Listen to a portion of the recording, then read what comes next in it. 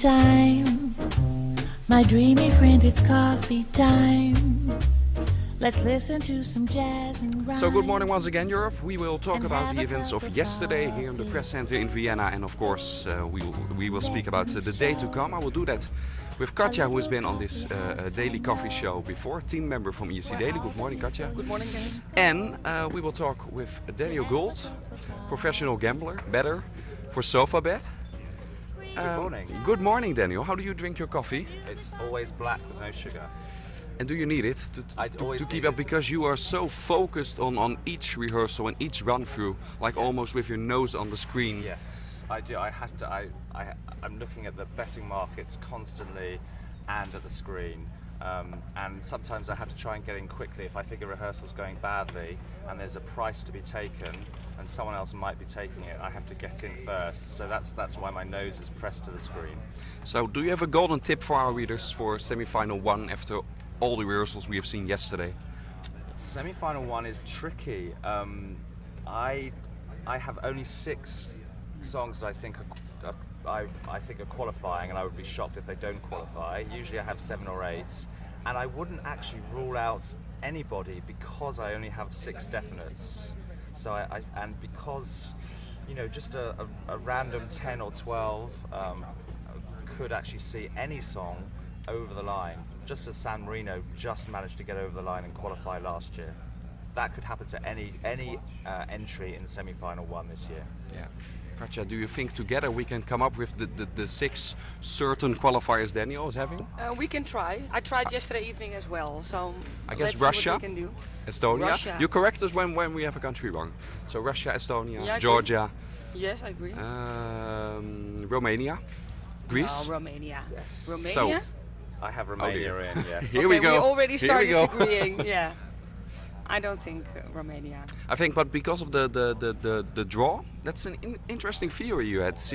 You told me that last year, out of the last 6 countries, statistically, always at least 4 make it to the final. Yes, in the era of the system as it exists, 4 out of the last 6 make it. So what I'm looking at is I'm saying to myself, if you're not one of the worst 2 in the last 6 of the draw, then that gives you a good chance of qualifying. Well, a few other things I will say about Romania is they have a 100% qualifying record, and I just can't imagine this being the song that breaks that record. Just because it might not be glamorous. It's the opposite of glamorous, but it's competent and professional, and juries are going to respect it, and it appeals to the diaspora.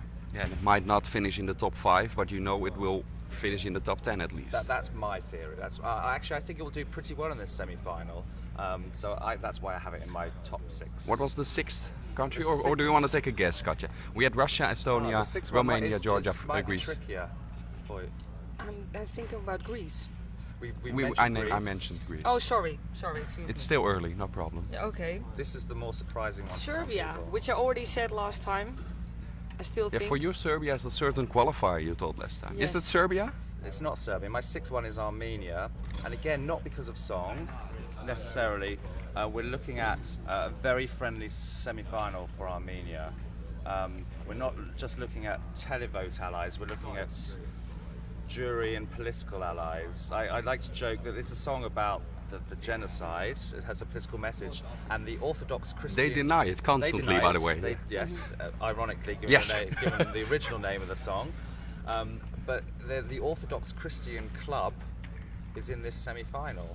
The likes of Greece and Georgia and some of the ex-Soviet countries, and France is also a strong political ally. I have 5 strong allies and certain other countries where you're guaranteeing a good televotes, although you're not sure of the juries, and Netherlands being an obvious example where Armenia is doing very well in the televote. We're not sure what the juries are going to do, but I have 5 other countries where I think that both the televote and the jury vote is going to stack up. And I just crunch those numbers, and for me, just in a semi-final of 16, and despite what I think of the song, I think that puts Armenia in my first 6. So let's talk about our expectations of the second semi-final. Lithuania is in that, and last year Lithuania didn't make the final. Yes. And before the contest, people were talking about these voting patterns that you are talking about now, and they said it's impossible in a semi-final with 15 countries and with all the voting allies that Lithuania didn't make the final. But they didn't. Yes. So how important and how serious should we take these voting patterns This is of a very the good past? question, and I got this wrong last year. I had Lithuania qualifying for those very reasons.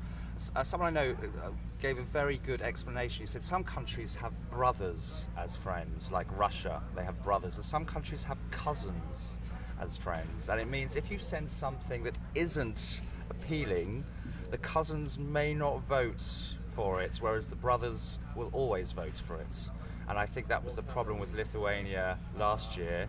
They rely on a more cousin-style friendly voting, and the song they sent just was not appealing to them. Katja, do you think the cousins of Lithuania will like their song for this year? The cousins of Lithuania. Well, I'm not about betting at all, so I'm your opponent actually. I don't trust in theories and stuff like that. I just follow the Eurovision heart and experience through the years, and I just think she's a strong qualifier for the final.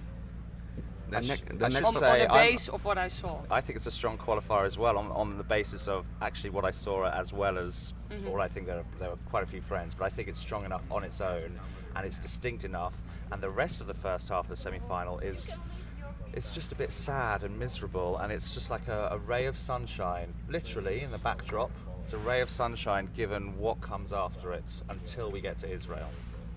I agree totally. Yeah, and you were Israel's when we have Lithuania, then indeed the block with the slow songs, and then you said a couple of days ago during the Israeli rehearsal, Katja, you said that this will stand out, even though it might not be vocally the best performance or the best song. It's just cheerful, and that's what we want to hear in this kind of semi-final, I believe. But is that good enough if someone isn't performing well? Just the fact that it stands out because of the song and what we had before, can that be enough? Well, it all depends on the system. I think it's good enough in the televote. I think it's doing very well in the televote for the reasons that Katja's just mentioned. More depends on how juries will treat it. We could see Israel could be one of those countries where there is a very different split between the televote position and the jury position. Which country are you looking forward to seeing again today?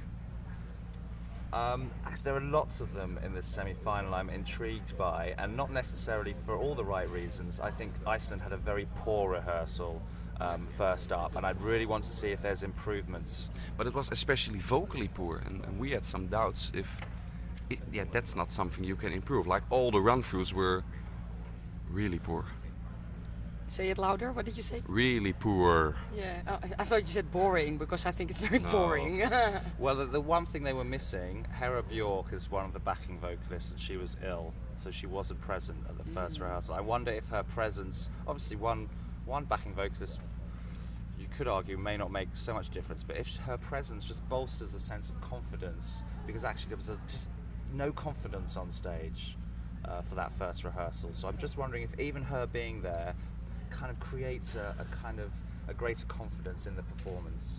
So one more question for you before you can start the day for the first rehearsals. You're constantly looking at betting odds, but how can it be that they are constantly changing while we are the only people here in the press center who actually are seeing the rehearsals? Well, of course, with second rehearsals now, videos are being uploaded from accredited sites who are here filming. Like ESC Daily. Like ESC Daily. And so those videos are being watched by hundreds of people who are then putting bets on. And they're trying to get in there as quickly as possible. So, in this age of Twitter and the internet, people are able to get the information quickly outside the arena and act accordingly. Okay, enjoy your day. Good luck. Thank you. Thank you. Katja, you will be one of the persons who will be filming these rehearsals for us. So True. good luck. Thank you very much. Okay, bye. Bye.